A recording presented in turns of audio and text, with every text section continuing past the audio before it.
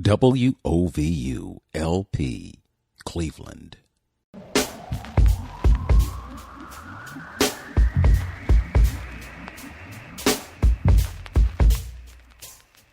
This is Open Door with Vince Robinson. In-depth conversations with people who are making a difference in the lives of others here and around the world. Culture is at the heart of who you are. Know your culture, find yourself on Open Door with Vince Robinson. Hello and welcome to Open Door. I'm Vince Robinson, and my guest this morning is none other than, she's got four names, Danielle Nicole Nikki Dixon. Yep, that's it. And she is a poet, among other things, and we're going to talk about her as a poet. I just learned that someone close to me, a colleague of mine, actually went to school with her mother. It's a small, small world, but I'm happy to be in it. I'm happy to have you as a guest. So welcome to Open Door. Well, thank you. Thank you for having me. Okay. Just a little history as we record this program at Larchmere Arts. I came to know Danielle through Larchmere Arts. Mm-hmm. She came through here when we were doing open mic poetry. Neo-soul poetry was probably the Nia Coffee House back then, mm-hmm. before it transitioned into neo-soul poetry. But nonetheless, she came through, and she was coming through as an open mic poet. Yeah. And I was just so impressed with her poetry that I invited her to be a feature. And she was a feature, and then we started doing slams, and Danielle was coming in here and wowing folks. And I remember one time she walked out of here with $100, you know, and then there was that one controversial slam that we had. I ended up giving two people $100 because in all fairness, Danielle, you won that slam, but it, you know, was politics, political, whatever. But, you know, we're past that. Thankful that you did what you did, and now you are returning to feature again, and you are going to bring back neo-soul poetry at Larchmere Arts. We've been down for over a year and several months, but we're going to resurrect that series. So awesome. I thought the perfect person to do it, and I was on Facebook, and I saw a video on her YouTube channel, and I watched her poem, and I'm like, dang, Danielle throwing down. So she needs to come back to the stage, and whoever's going to show up that night to hear her poetry, that will be what it is, but we're glad to get back to it. So why don't we start off as we usually do and just talk about your history. You've been a lifelong Clevelander? Yes, yep. Born and raised here in Cleveland, Ohio. Okay, and your hood, represent your hood. Well, you know, in the beginning, I was down 105, St. Clair area, Glenville, and when I was about 14 is when we moved up to Mount Pleasant, and I lived in Mount Pleasant for like 25 years. Then I moved to Garfield for 5 or 6 years. Was in Warrensville for 3 or 4. Now I'm back in Cleveland in the Lee Harvard area. Okay. So you left my hood to go to some other hoods, and now you're a homeowner. Yeah. Yep, we're back at it again. Okay. All right. And so did you go to college? Yes, went to Kent State University, graduated in mm-hmm. My degree is actually in art.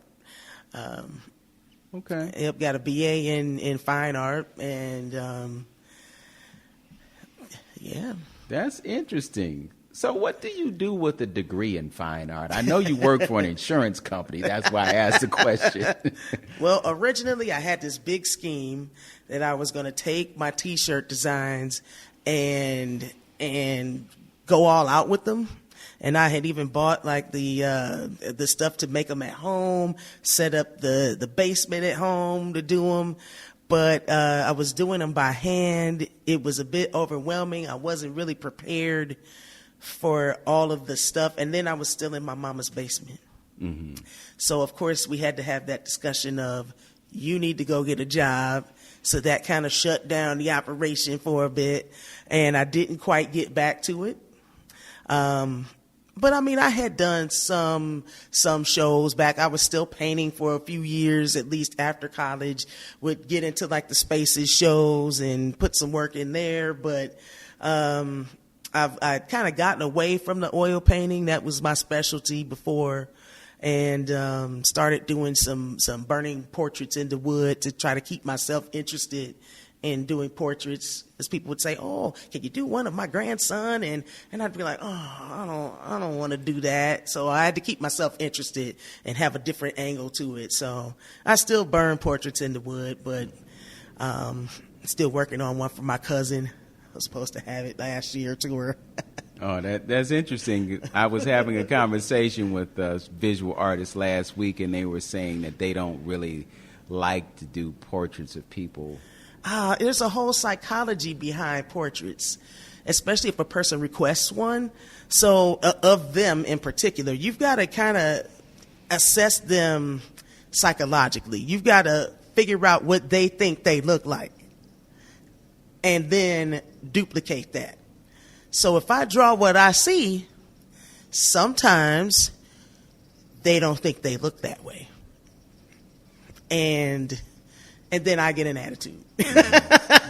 So, And there's a difference between doing a caricature and doing a portrait. Oh, yeah. With the caricature, you can take liberties and exaggerate certain things, and it takes on kind of a comical tone that people are willing to accept. But if they ask you to paint a portrait, they want it to look exactly like them at their best. They want to look like what they think they look like.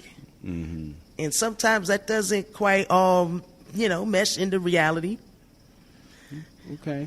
So for your T-shirts, what kinds of images were you creating? Well, I was pretty much doing freehand art on T-shirts using acrylic paint, which, and then I would switch over to fabric paint because acrylic can get hard on you. And sometimes it doesn't go all the way through the fabric. Then I'd switch over to fabric paint because it moves a little bit better. You can wash it. It'll last a little longer.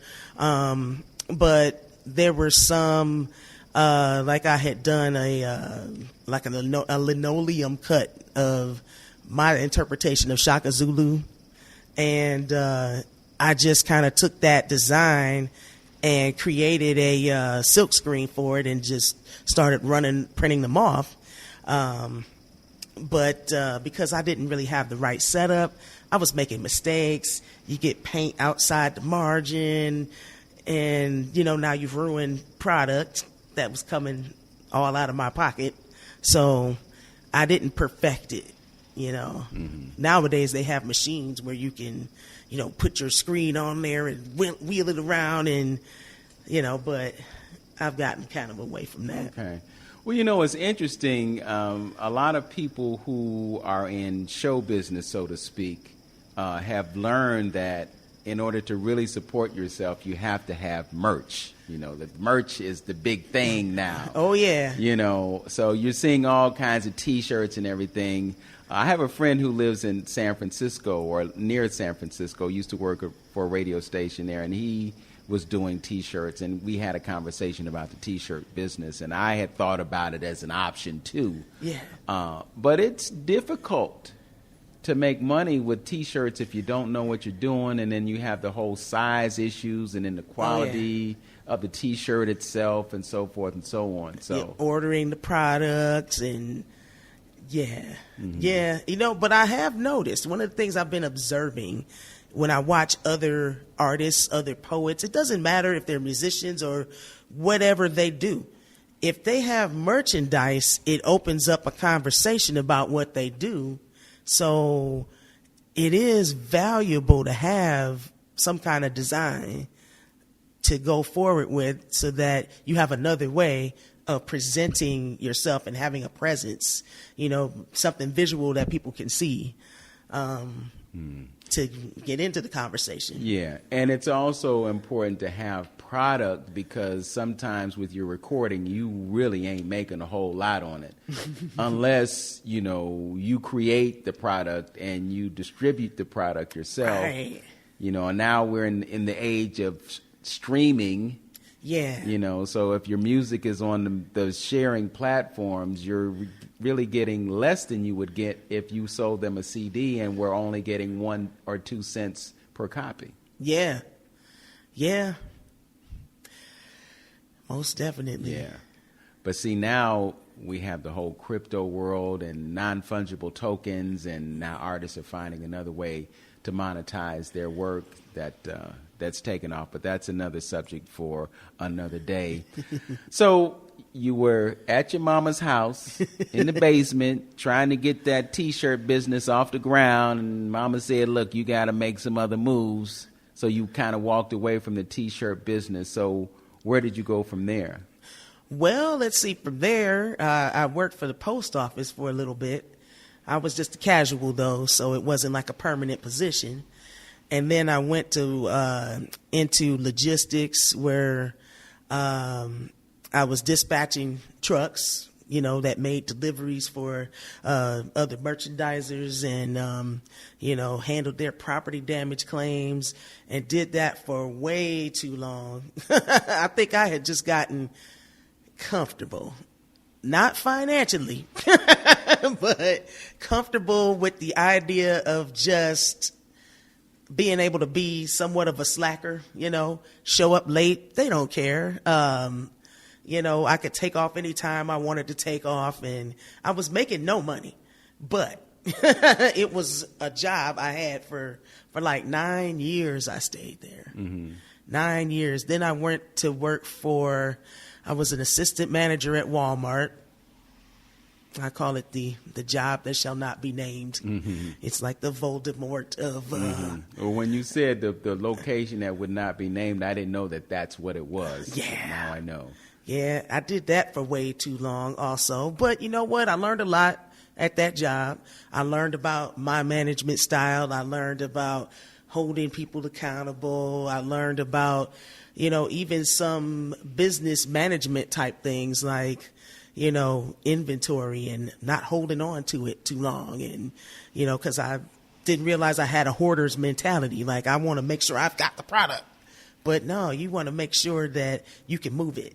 You know, you don't want to hold on to that because you have to pay taxes on it, and it's sitting in your warehouse too long. And if it's not something people buy, you know, so there was a whole business sense that I did learn from that job. And, you know, loved the people, of course, but was happy to leave.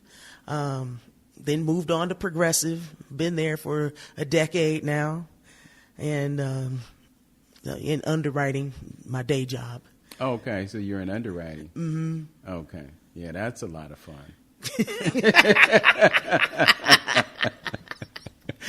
I say that as someone who spent 27 years in insurance.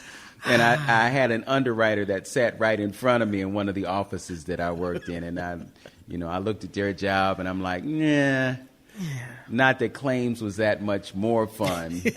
But I'm happy to not be involved in insurance at all anymore. So life moves on, life goes on. So my condolences to you. And I know that at some point you would like to depart from that industry, and perhaps you'll be able to make some moves that will facilitate your escape.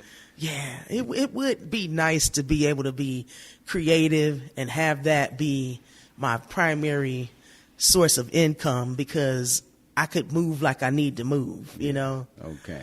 Well, speaking of moving, we've got to move to the first break for our program today. But before we go, we'll just remind the listeners that Danielle Nicole Nikki Dixon is going to be the feature at Larchmere Arts on November 20th at 7 p.m. So you'll be able to come by here and get your fill of the spoken word on that evening. We're going to have an open mic as well, so you can come in. And if you want to get tickets, you can just go to Cash App and THASOULPOET.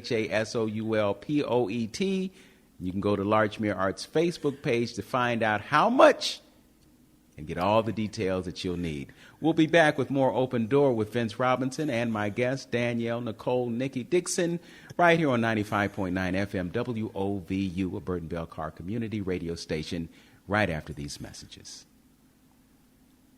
It's okay to not be okay, meaning you're not alone.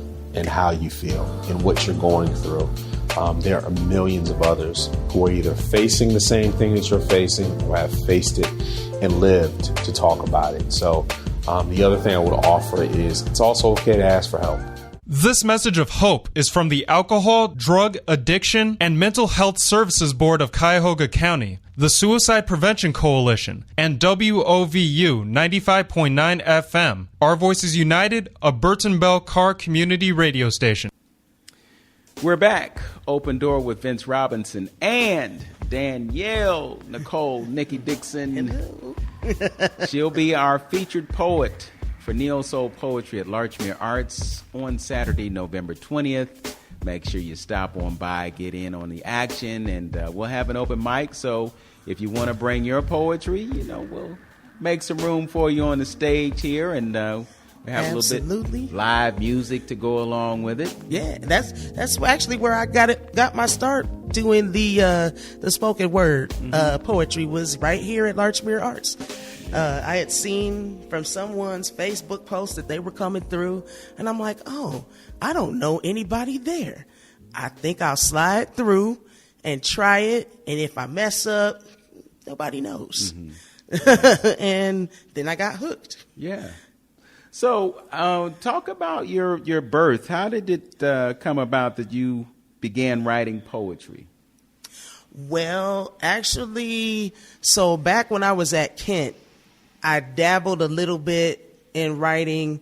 The way that the creativity comes through for me, sometimes it comes through visually, and sometimes it wants to be expressed another way. So I realized that sometimes I need to grow different skills to be able to bring it through the way it needs to come through. So some things need to be said. Some things I need to just shoot it to the point. So I did dabble in poetry a little bit while I was at Kent. Had gotten one piece published in the Luna Negra. So that's kind of where I started, but I would dabble in it off and on, come back to it.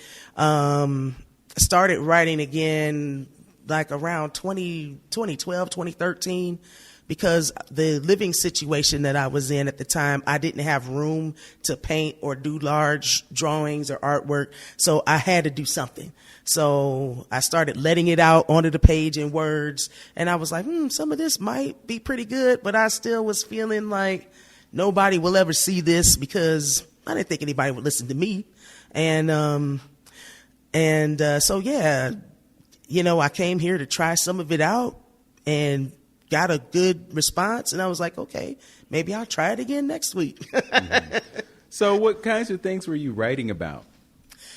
For the most part, I was writing what I consider to be journal entries, a way to kind of define what was happening with me or document something that happened that day that I thought was significant or, almost as my own therapy. Sometimes. So I never guessed anybody would read any of this or hear it. Yeah, it's interesting because sometimes we write from a place of pain. For whatever reason, there are things that have been traumatic and we have to vent. So, it comes through the pen. Sometimes we write from a place of being inspired by love. So, we might feel a certain kind of way about somebody, and it inspires us to write. What kinds of subjects do you find yourself most drawn to?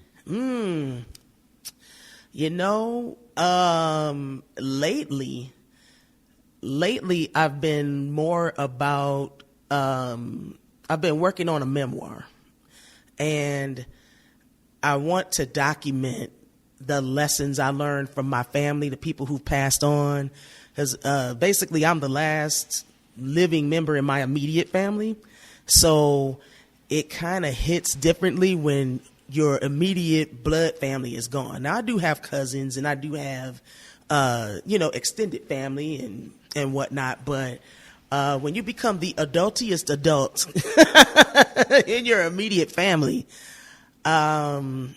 and the fact that I don't have children, and basically the kitchen is closed. So I do feel a need to share the stuff that I've learned from them, pay homage, or, tell the truth. Sometimes everything's not an homage. But, to at least talk about the lessons I've learned. And so documenting some of those things, like with the one poem, Digging in the Crates, is kind of, even though that one started off as a project that I was working on with Kelly, who needed a poem about jazz, I, couldn't figure out how to write about it. So I'm like, well, what do I know about jazz? Well, I was introduced to it by my family.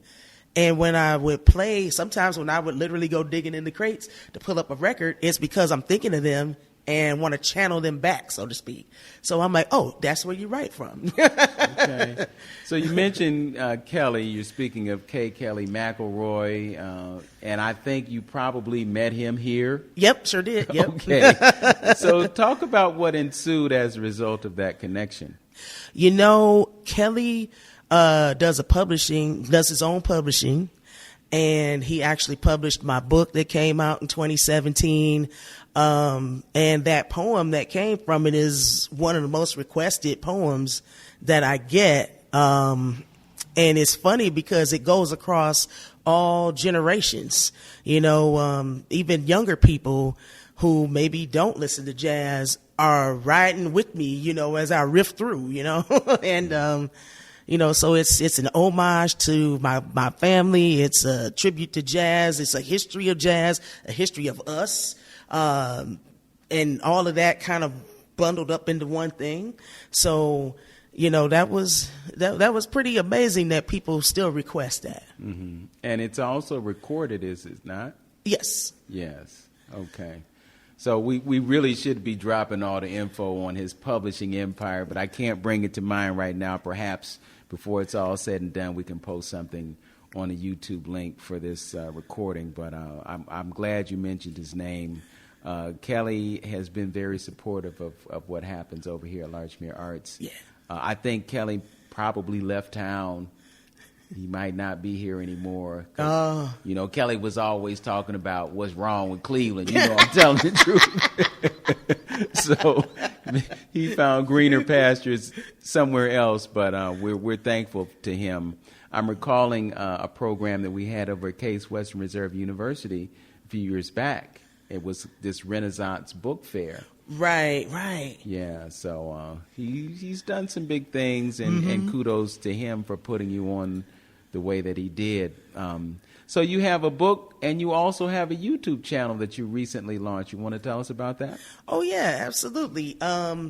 So we've been working. Well, I say we. Some of my fellow poet friends been working with my friend Vision. Nyla Muhammad. Mm-hmm. Also my friend Keith Allison, who's a poet. And we've been helping each other record videos of our poetry so that we can, get exposed to a different audience of people. And Keith has been the one that's been editing my videos. And so, yeah, I think I right now have about 5 videos up on YouTube. We're still working through some other ones to get them recorded and edited and put up. So, yeah, it's just a way to get out in front of a broader audience. And it also sets me up to be able to refer to links when we're applying for other things, because as artists, we're always applying for grants and, fellowships or residencies, those kind of things, and places want to see what you've done. And luckily we live in the best time to be able to do that cheaply, or not so cheaply, but, less expensive, and still be able to put up a decent video. Mm-hmm. So you mentioned basically starting here at Larchmere Arts in terms of your poetry. Where has it taken you? Well, I have been able to I've done some slams in different cities. Cincinnati with Miss Kimberly Doo-Wop bowled her slam in Cincinnati. Was able to do a couple of slams in Detroit. Mr. Joel Fluent Green has some slams there in Detroit. Slams around Cleveland. Also, people reach out now for feature opportunities. So, did a feature a couple weeks ago at 12 Literary Arts. Also was just get exposed to different audiences of people. Did a show called The Horror Show a few weeks ago. Right before Halloween at Garfield Park. That was put on by the Reading Room Cleveland, which was an amazing event also. So it's opening up some different doors and giving me an opportunity to get in front of other audiences. Mm-hmm. Yes. Well, it's quite refreshing to see that you've been able to do so many things and go so many places with it. I'm just wondering what you see as a future for you with poetry. Well, definitely more books coming. I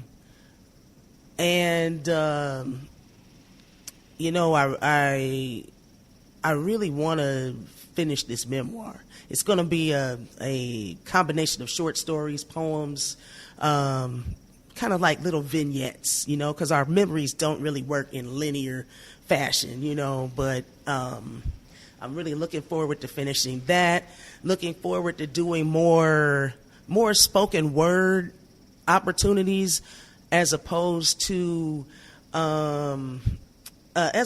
slams, because with slam you have to bring the stuff that you're hyped up for and put a lot of energy and performance into it. Not that you wouldn't for spoken word, but it's more of a competition. Whereas with spoken word, I get to hear the other artists and, just vibe to what they're bringing and collaborating with other people. And also, I think I would like to pursue this, taking the performance aspect of it and kicking it up a notch and becoming more like a storyteller, so that people lose whether or not you're a poet or reading them or delivering them a short story. I think I want to take on more of the storytelling aspect and start to consider video and props and other ways to bring people into the story. So you're looking at making it really more of a theatrical experience as opposed to just somebody standing up there reciting a poem. Yeah. Okay. And do you accomplish that with the video approach that you're taking now? Well, I think the video approach opens itself to considering those other possibilities. There's a poem that I've recently written, and I talk about these styrofoam heads. My mom used to wear wigs. She's gone now, so she ain't gonna get me. Okay, or she might get me, but in your sleep, maybe. But she used to wear wigs, and she used to have these styrofoam heads, and they would scare me to death. They would just pop up out of nowhere when she's working on a wig or whatever. And then I walk in, turn the light on, and it's just sitting there looking at you with that blank face, and it's kind of creepy. And I wrote a poem about it, but as I'm thinking about recording that poem, I'm thinking, we should have some harsh lighting, and we need some styrofoam heads, and maybe we film it in black and white, or maybe I film it like with a spotlight on me, like a ghost story type of thing, so it's got me thinking bigger, more than just the work. After we get the work down on paper and I've got that to where I want it, now there's this other visual aspect that I need to start to consider. Now it sounds like you're becoming a filmmaker. So perhaps we'll add that to the repertoire.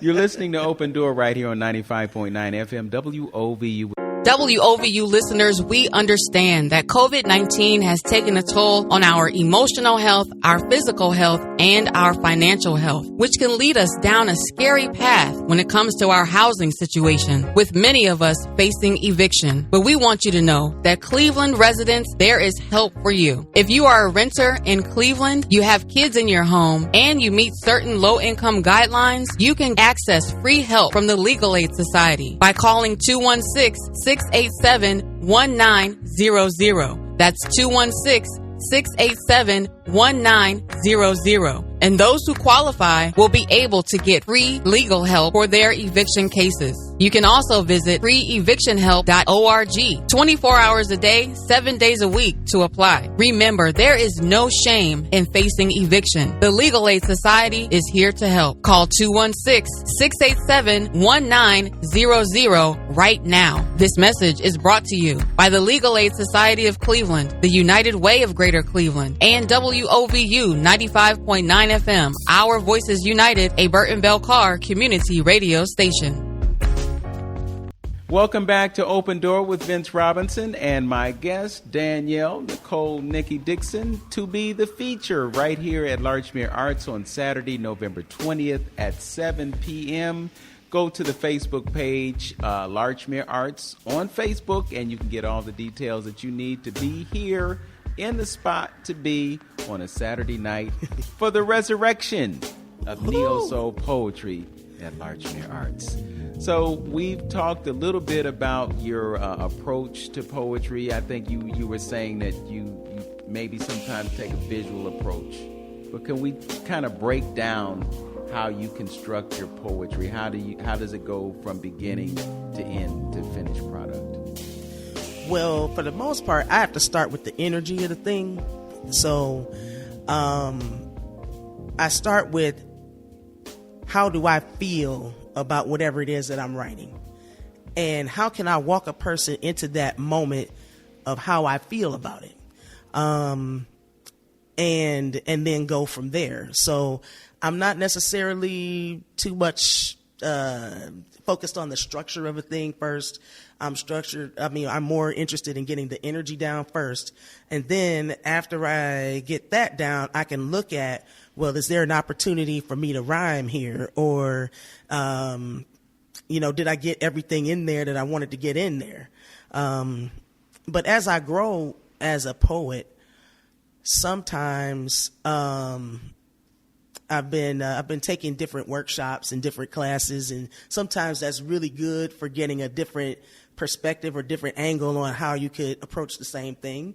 And so sometimes lately I've started with lists of things and, take a topic. They'll throw a topic out at you at some of these workshops, and then you just free write for a couple minutes, and whatever comes up comes out, which is really good for me because I overthink everything. So a lot of poems never hit the page because I edited them in my head and never got any of them down. So it's good.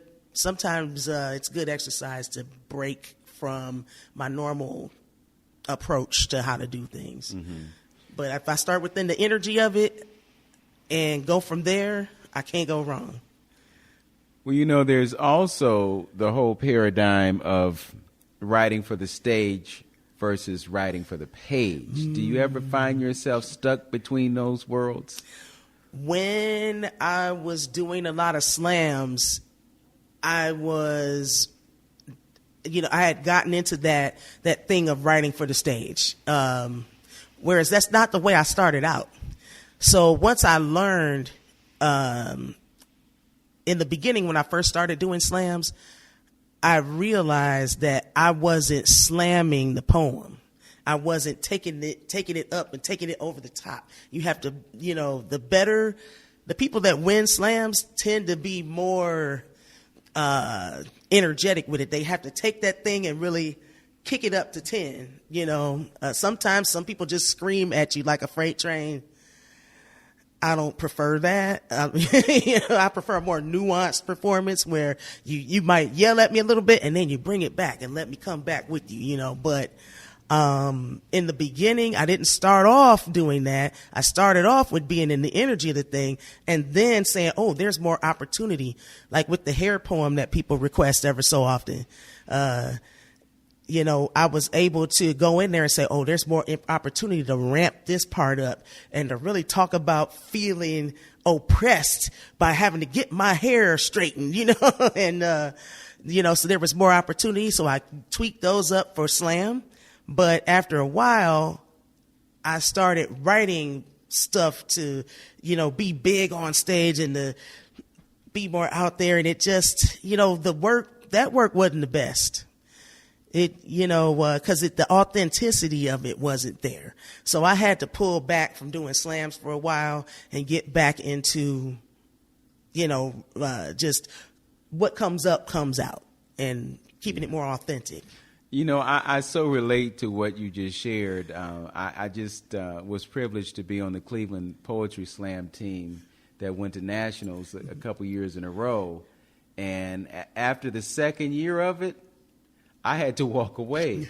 It's like, if I hear another one of those poems, another one of those poems, and it was like, it literally shut me down, to the extent that at a certain point I had to reawaken myself to poetry. And what it did it for me was something that my father was going through.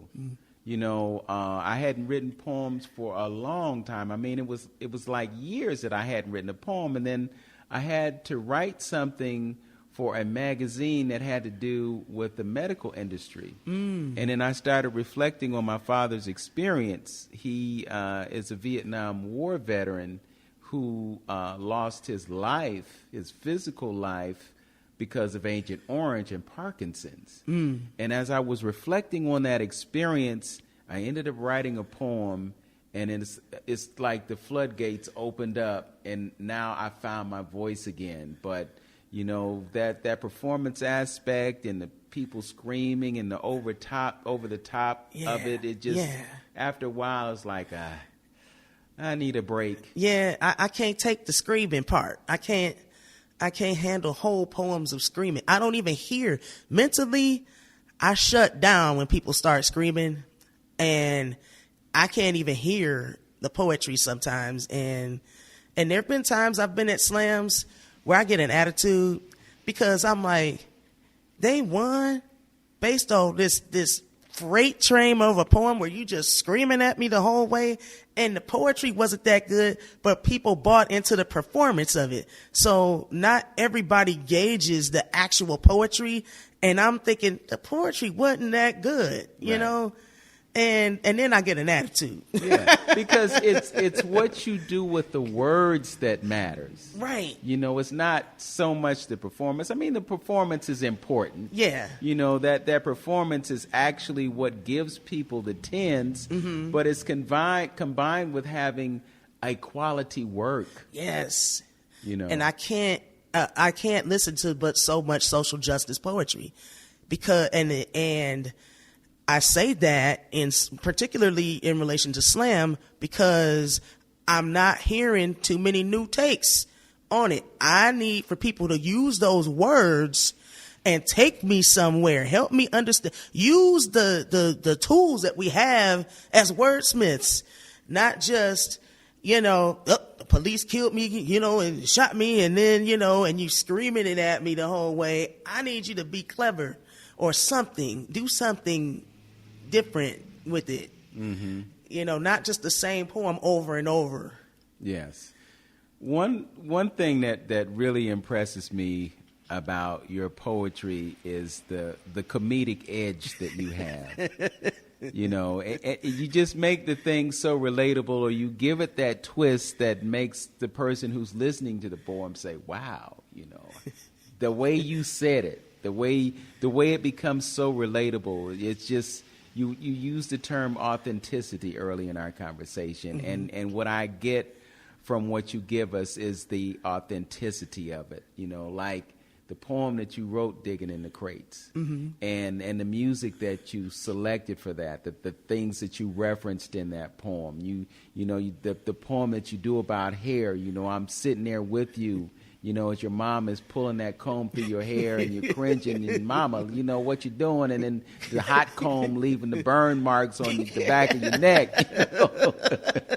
And that smell, that burnt hair, the blue grease, the whole, experience of it, you know.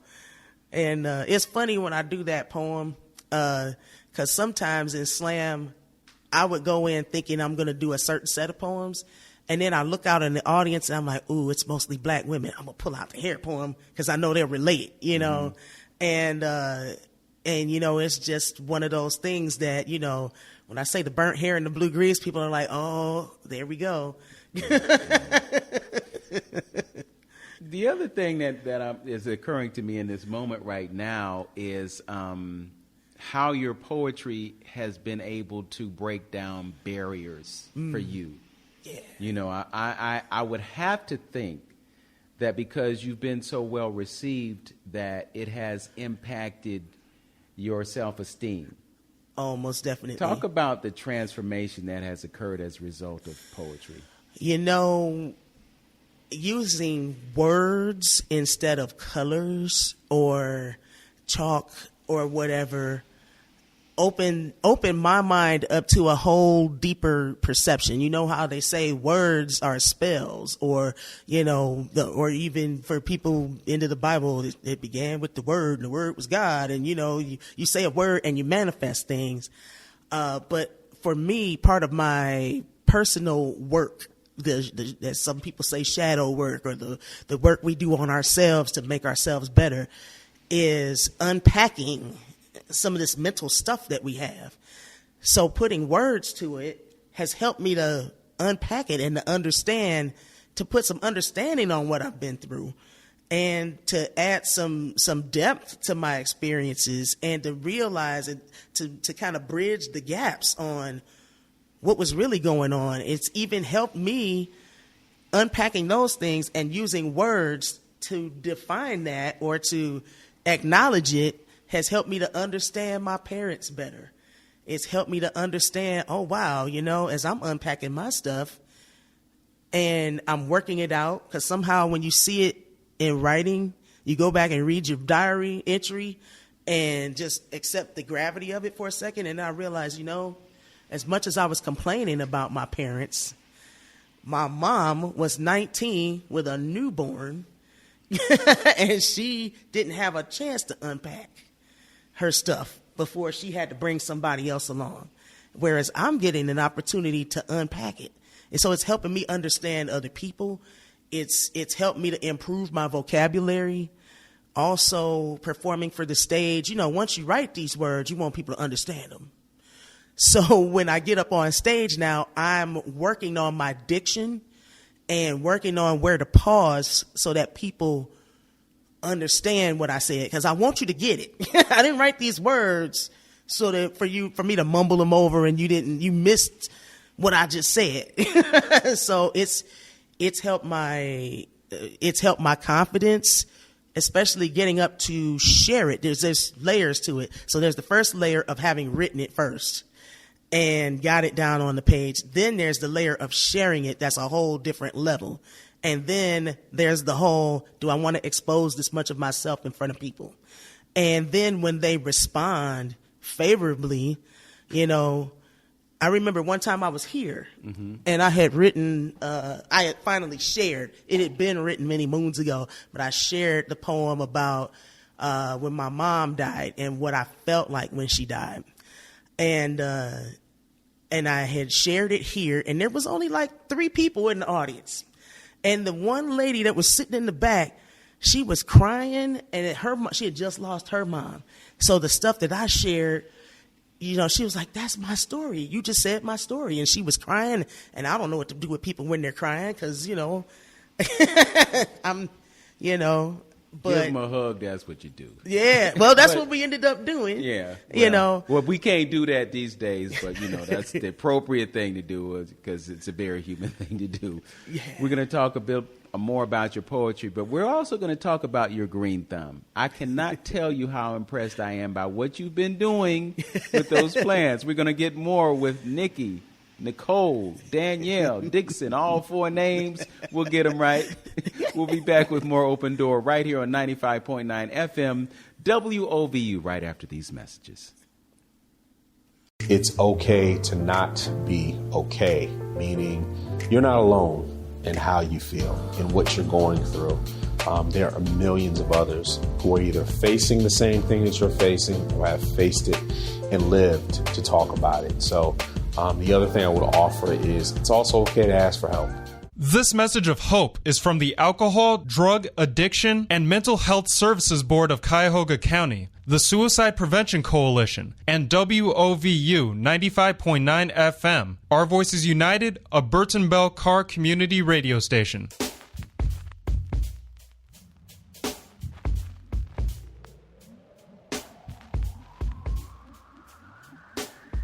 I'd like to dedicate this show to Deborah Ann Wright, who recently joined the realm of the ancestors.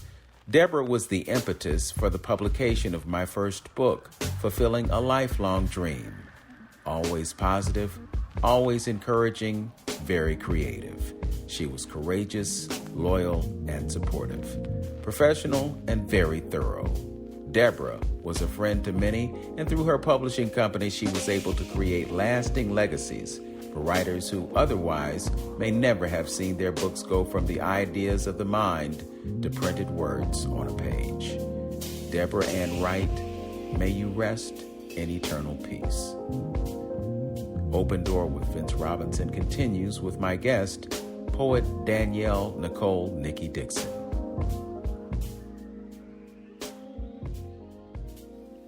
We are back. Open Door with Vince Robinson, and the next feature, neo-soul poetry at Larchmere Arts, Danielle Nicole Nikki Dixon. She will be here on stage. You owe it to yourself to be here. I'm telling you, it's a real treat. Her poetry is off the hook. You know, I might lose my place on the piano, just checking out what you're doing or doing the best I can to add to what you're doing. So we can look forward to that experience. Awesome. Danielle and I are Facebook friends, and over the past couple of years, I have watched her grow into an agriculturalist. She started out growing plants on the balcony of an apartment building somewhere on the east side, and then I look up and I see that she's got a house and she's got a backyard, and I looked the other day and she's built this little hoop house for plants, and she's definitely feeding herself, and she could probably feed the whole neighborhood. Where did that come from? Believe it or not, it started with the pandemic. Last year, in 2020, I was watching these Facebook videos that pop up, where they're like, oh, you can grow food from cuttings. And I'm like, So, yeah, I tried it with the celery and, cut that base of the celery off, ate the stalks and put the base in water. And sure enough, those celery shoots started coming up. And I'm like, really? And then I did it with the carrots, cut the carrot tops off, and the carrots started to grow. I didn't know you couldn't grow carrots from the cuttings. What you'll grow are the flowers that'll produce seeds that you'll plant next year. But that was all experimental. So after stuff started growing, I caught the fever for it. I went out to the grocery store and bought some, they had little seed packets for cucumbers. I'm like, oh, I can grow cucumbers. And the bell peppers, I just grew off of peppers I ate already. I'm like, I wonder, there's seeds in here. And I tried different ways of planting them, and I just ended up throwing the seeds over the top of the soil and watered them, and stuff started growing. And, I had the whole balcony full. It was only like about a 10-foot balcony. I had it full of greenery. Discovered potatoes are easy to grow. They were already growing eyes in the pantry anyway. So I just dropped them in some dirt, and potatoes are really easy to grow. Like within a week, I had about 6 inches of growth from the time I put them in the soil. In 3 weeks, the plants were 3 feet tall because they grow that fast. But it takes a couple months for potatoes to be ready. But hey, I grow my own potatoes now. Mm-hmm. So you literally, if you chose to, you could just feed yourself. Mm-hmm. Yeah. Yeah. That's an amazing skill, an amazing talent, and these days it's really kind of a necessity in light of the fact that we're facing food shortages and all these kinds of things. Now, your friend Nyla said that she tried to do the same thing and it didn't work for her. Well, you got to have a good setup where you've got enough light. And luckily, I had a balcony, so I could let the plants outside. There are things you can grow indoors. I'm going to experiment with growing some spinach indoors with grow lights and seeing if I can keep that going. You can grow potatoes indoors because, they don't need pollinators. Anything that doesn't need a pollinator, which means anything that if you need flowers and you need the bees and the ants and the other bugs to walk through the pollen, if you don't need that, you can grow it indoors. Stuff like carrots, but they do need a good amount of light, though. Mm-hmm. That's interesting, because many times when people see a bee, they go, oh, they scared, they thinking about a bee stinging them, but in actuality, the bee is your friend. Yeah. Because the bee is doing something to the plants that enables them to flourish. Oh, yeah. The big bumblebees, those ones are your friends. They, although there's other flying insects that do also help you pollinate. Ants will help you pollinate also. They'll walk all through the flower. I learned it the hard way. That was one of my first lessons, gardening on the balcony, because I started in, April of 2020. So I had this big door, and it was still cold and snowing outside. So I kind of lined everything up by the balcony door. So it was still on the inside. Then when May hits and the weather got nice, I started putting everything outside. So when the cucumbers and the zucchini started to come in, they get these flowers. Well, first they grow these tendrils because you're going to birth a big piece of fruit. So the tendrils come out and they grab on to whatever they can hold on to, and then the flowers will come.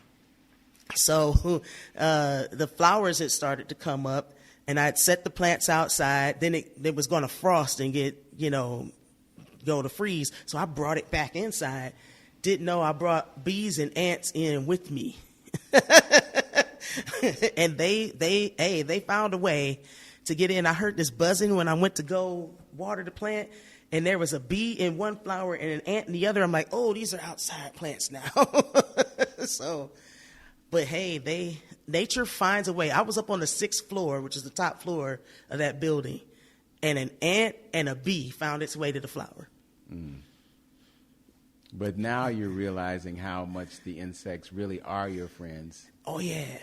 Yeah. Our first instinct is to kill it as soon as we see it. It's got to go. Can't live in the house with me.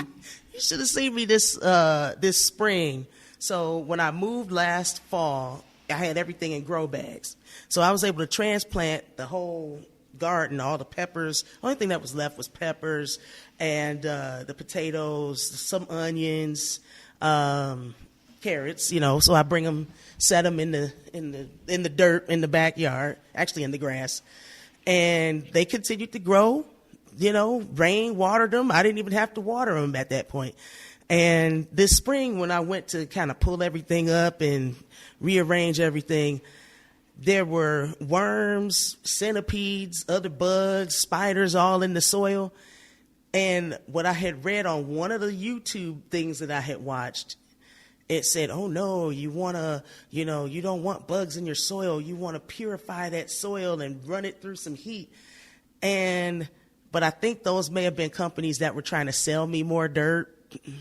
So you've got to watch what you take in on YouTube. But so when I saw worms, I'm like, oh, no. And I got on my Facebook group for gardening. I said, do I need to get rid of this soil? And they were like, girl, that is good soil. If the bugs want to live there, that's good soil. So I had to learn. It was because I was squeamish about worms. Now I have worms because I want that black gold for next year. So I actually have worms that I feed and water. And then I took a gardening class this summer. Veronica and Mike Walton, I think you probably know them from Food Depot to Health. I took their homesteading class, and the stuff I learned this summer blew my head back. I learned not to put the pesticides in the grass because I noticed that my bees were eating the flowers that were in the weeds in the grass before my flowers came up, So I was like, oh, and the guy that cuts my grass is like, oh, I can get rid of all these weeds. I'm like, no weed killer at all. We just gonna live with the dandelions. And so everything I've learned this summer has just blown my head back. I have notebooks and phone notes and stuff I have to compile because I've just learned so much. And it's a different way to commune with nature. You begin to understand your role as a steward of nature, and that, a lot of the environmental problems we have could probably be solved by fixing the soil as opposed to all this other stuff that they're talking about. Because we don't get the nutrients anymore from the food we eat because the soil doesn't have it to give to the food. So if we all learn how to fortify the soil that we have, we could probably change the environment. If you could get a home garden in like every 5 houses, if somebody had their own home garden and added the nutrients to the soil that are necessary to make, good food, we could probably change the environment. Yeah. Well, once upon a time, I was putting chemicals on my lawn. I have neighbors who, their yard looks like it's from Better Homes and Gardens, and they got all the latest equipment and everything. But I just stopped. And so now I did my first dandelion harvest a few weeks ago when I cut my grass for the last time of the season. And, I would just mow over the dandelions, regrettably, because I know that they have value. But this time I said, well, let me just go out and pick some. So I pulled up some dandelions and put them in the bag and put them in my refrigerator. And then I went to make my smoothie and I dropped the dandelion greens in there, you know. So I know that there's value in that. And then there are things like purslane and other things. We call them weeds. We look at them as undesirable, right? But really they are things that have nutrients, they have medicinal properties, and it's like you say, we have to be better stewards of our environment because there's so much benefit that we can get from them, especially in these days when our immune systems are so important, and we can do things to support our immune systems naturally by using the things that are around us. But I was just fascinated by that. And then the other thing is your cat.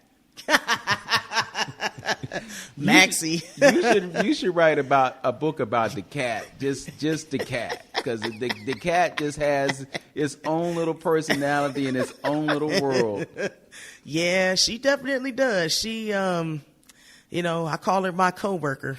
She, I lost my other cat this May. Xena would have been 20 around now. But, I learned a lot from watching the cats, though. That's where I learned how if I have an upset stomach to go eat something green by watching the cats.